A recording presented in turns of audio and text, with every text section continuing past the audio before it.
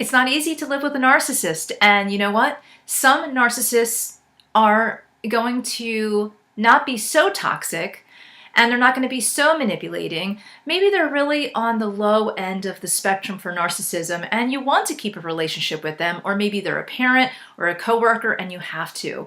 So let's talk about how to love a narcissist and how to live with a narcissist.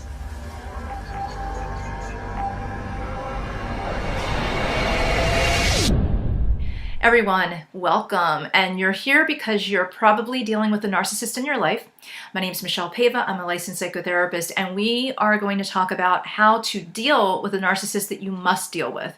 So if it's in the case of a relationship that you don't want to get out of, you want to retain the relationship, and you recognize that your partner might be narcissistic on some level, and you want to understand how to deal with that, or if you are living with a parent and you have to deal with that parent, or maybe you have a coworker and there's just not a situation where you're going to be able to get out of that arrangement anytime soon. You need the tools and the resources on how to work with, how to deal with, how to live with, and how to love a narcissist. So number one, understand that all narcissists are coming from a place of void. So they need attention. Think of it as they're hungry all of the time for attention, for being adored, and they're very insecure. So they might come across very egotistical at times, and some of them, all of the times, will come across egotistical, but many of them show lots of signs of vulnerability in a way that they become a victim, because what they're looking for is the attention as a victim, or they're looking at ways to be a victim to blame something on someone else. So how do you maneuver around this? Do you have to walk on eggshells all of the time? The answer is no. So if they're on the low end of being a narcissist and it's really not that overwhelming and you just need some tools to navigate around it, here is what you do. Number one, understand that they're always hungry to be adored, they're always hungry for attention, and they really are looking for affirmation quite a bit of the time.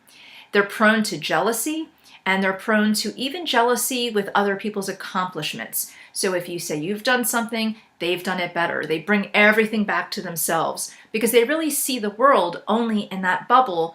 And it doesn't mean that they can't love, it just means they love a little differently and it always goes back to them. It's really from a place of void and of deprivation. So here's what I want you to think about. Number one, if you are having a discussion with a narcissist and they are starting to go victim or try to antagonize you into being defensive in some way, if you're feeling like they're looking for a fight, looking for an argument, even looking for a debate, I want you to just take the Switzerland stance of no opinion. Even if you have opinions, this is all about you keeping peace, okay? This is a strategy for keeping peace, and it doesn't mean that I want you to okay their behaviors all of the time. It means learn when to have the argument, learn when to not. So if it's not a big deal to you, don't have the argument. Just sort of say, say the discussion is, do you like peanut butter or jelly? Which is best? No matter what you say is going to be the wrong answer. Even if they say they like peanut butter, what do you like better, peanut butter or jelly? And you say, oh, well, you said peanut butter, so I'll say peanut butter. They're going to turn it into, well, I'm the bigger peanut butter fan. You're not as good of a peanut butter fan. They're always going to make it that you're a little bit less than. So what you can do is, do you like peanut butter or jelly? You know, I don't really know. Tell me why, like you told me that you like peanut butter better. Teach me why I might want to like peanut butter better. I don't know that I do or don't, but I would like to hear from you. Just get them to talk.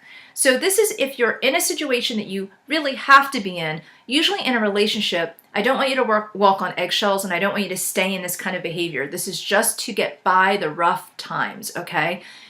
You want to really go to a relationship that you don't have to deal with that. So I'm not saying to stay with a narcissist, and I'm not saying that if you're the child of a narcissist that you need to okay their behaviors. This is just to help you to get through those rough times so that you have some strategies so that you don't feel like you're going crazy. You need to recognize when they're trying to bait you, and I'm giving you tools and resources just so that you don't get baited in, okay? So you're going to keep it very, very even, very no opinion, and if they start to really agitate, just try to take a step back. just try to make it about them, because that's really in the end all they want anyway. So make it focused on them. Just kind of take that step back, distance. When you're with a narcissist, whether it's a coworker, a lover, a parent, you really have to learn to love and to interact from a distance. So especially in the case of a coworker, you want to keep things to email. If you keep them verbal, they're going to try to twist things around and make things your fault. They could even sabotage you in a very subtle way that suddenly you're blindsided. So with a coworker, or if it's even with a parent, or sometimes even a relationship, if there's something big going on, keep it to email or regurgitate the conversation back into email. As I understood it, XYZ. Is this correct? If it's not correct, correct me. So you want to keep sort of a paper trail so that facts and feelings and emotions and outbursts are not overcoming. You need to keep facts where they belong. So facts are exactly going to be on paper, and it's the only thing that you have to sort of protect yourself, especially in a work environment. If it's an environment where it's your relationship and the person is very jealous, I don't want you to go into that place where you're isolating yourself and you're feeding the monster or feeding them with that jealousy. I want you to stand your ground and understand that there's a time and a place for envy and jealousy, or actually more so jealousy rather than envy. And I want you to think about the relationship, and I want you to attempt to get some kind of support, whether it is family support or therapy. You need to really understand that when you're, especially in a relationship with someone who is a narcissist, if you're in that relationship and you want to sustain it for 3 months, 6 months, whatever it takes for you to leave that relationship, or if the relationship is just a little bit narcissistic and you just need to tiptoe around some of the topics, not the life, but the topics, then you just need some strategies on loving from a distance. So if you see that person is feeling insecure because of something that's happening at work or how they look or whatever, you can assume that sooner or later it's going to come back on you. So you need to be ready, and you need to address them in a very firm way with boundaries. People with narcissism really need boundaries, but they have a hard time with boundaries because they see boundaries as a threat sometimes. So they see, if you're dating someone that is narcissistic and you say, you know what, I need to get up early, so don't text me after 8. They're going to probably start reeling because they're insecure, and they're going to think that you're saying don't text me after 8 because you have somebody else that you're talking to, or you're not even home, or whatever. So they might start texting you at about 10 of 8 and continue through the night to check on you. And they make a lot of things about tests, like, well, I needed to make sure you are this, and I needed to make sure you are that, but now I know and I can trust you. But then it happens again and again. So you have to set the boundaries and be very firm with it.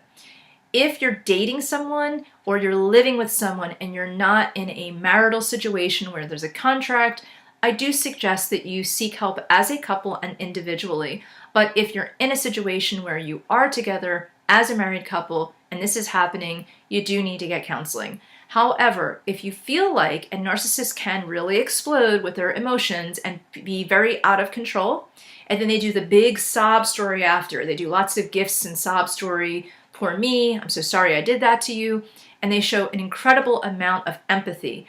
Understand that a lot of that empathy is actually just them feeling like, oh, I messed up, I don't want to lose this source of energy and affirmation, so I better really apologize. And they lay it on thick. So I want you to think about all of that is really them just laying it on thick. If they're dating you and they're saying things like, you know what, you're too good for me, what they're really looking for, usually, and I can't say this 100% of the time, but what they're really looking for is for you to say, no, no, no, you're too good for me.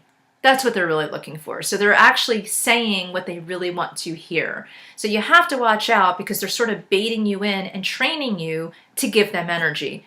A lot of times you don't notice it right away, and it's actually coming from, for you, a place where when you were growing up, you either saw that behavior or you were neglected or you were overly complimented and you had lots of unearned compliments and accomplishments and so forth, where you are sort of bubbled into this place of feeling like you were the one and only. So if you're feeling like that and you have this feeling of you can handle anything, when you handle people that are taking advantage of you, you just keep giving and giving because you were taught that the more you give, You get lots of attention for giving. Therefore, when you give, you're expecting all that attention back, and you get it because that's a narcissist. So you're creating that dynamic. If you are living with a parent who is a narcissist, that can be the most painful, because what you need the most as a child, as a teenager, as a young adult, even as an adult, is that respect. That parent should have this unconditional love towards you, and they probably do, but they don't know how to show it. And they're so wrapped up in their insecurities that they're all about their looks and what they own and name brands and everything else. And that can be really hard on especially females, because females, what I find is females of narcissistic parents tend to be more overweight, or they're very disordered eating, or they're addicted to exercise, and they might even be taking on some of the behaviors of that parent that was narcissistic without the narcissism. So it's almost like they can feel that they're working out and they feel like their body's not good enough, but yet they're not a narcissistic person. So there's lots of different things that you can do. You need to distance a little bit more. You need to stay very even. You need to remove yourself from the situation, and you need to have boundaries. It can be very, very hard to live with a narcissist. And you know what? If they're not really into high emotions and they're just a little bit narcissistic, you know what? They need love too. And sometimes just showing that person through the years, it's not overnight, through years, sometimes that narcissistic person will lower their walls. It doesn't often happen, being honest with you, and also you don't know. It's a gamble and it's a risk. So if you're a child of a narcissist, you have to love the parent for who they are, but understand that they have their limits, which is very uncomfortable and it's very hurtful. You want to try to look at the behaviors that you might be adopting and adapting, and then try to quiet those behaviors down, because those behaviors are just really their stories being thrown at you, and they're becoming your stories, and you don't need that. If it's somebody that you're working with at work, again, keep a paper trail. You want to always protect yourself. It's never a good idea to work with a narcissist, so when you do have to work with one, try to recognize it and keep a paper trail as much as you can. Never get chummy with someone who is a narcissist at work, because they are going to go out of their way to try to start rumors about you. They like to put themselves in the center of attention, and they like to be that one that everybody looks to. So you really have to watch that. They can be very manipulating, and it's always coming from a place of insecurity. They will tend to go after, in a workplace, the person that they see as a threat. So they are the person who is going to start rumors about the person that they see as a threat, or someone who they deem as more attractive, more skilled, whatever, okay? So you need to also not fall prey to the rumors at work as well. So the other area, again, with relationships, that's the hardest one as an adult, because you might have already created a family, and you might have financial ties together. You might even run a business together with some couples. And you really have to look at, what are you willing to put up with? Are you willing to self-sacrifice and keep giving of yourself to be with a narcissist? A narcissist really can only be with someone that they can take advantage of in some way. And it's usually emotionally, and can be in other ways as well. If you find yourself the butt of their jokes in front of people and some abusive behaviors that are happening, you need to think twice about if you want to stay with that person. But in the interim, you want to protect yourself, and you want to love from a distance, even if you're in the same house. You need to get some walls up, and you need to focus on you. Self-care and self-love, and they are some of the ways that you can live with a narcissist. You can love a narcissist, and you can love from a distance, but it doesn't mean that you have to put up with their behaviors. So if you have any questions, definitely email me at michele@michelepaiva.com. But I have lots of videos on handling relationships and narcissists and all of those dynamics. So definitely subscribe and really have a conversation with me. I'm really listening to what you have to say and any questions that you have, and I'll definitely do videos on them.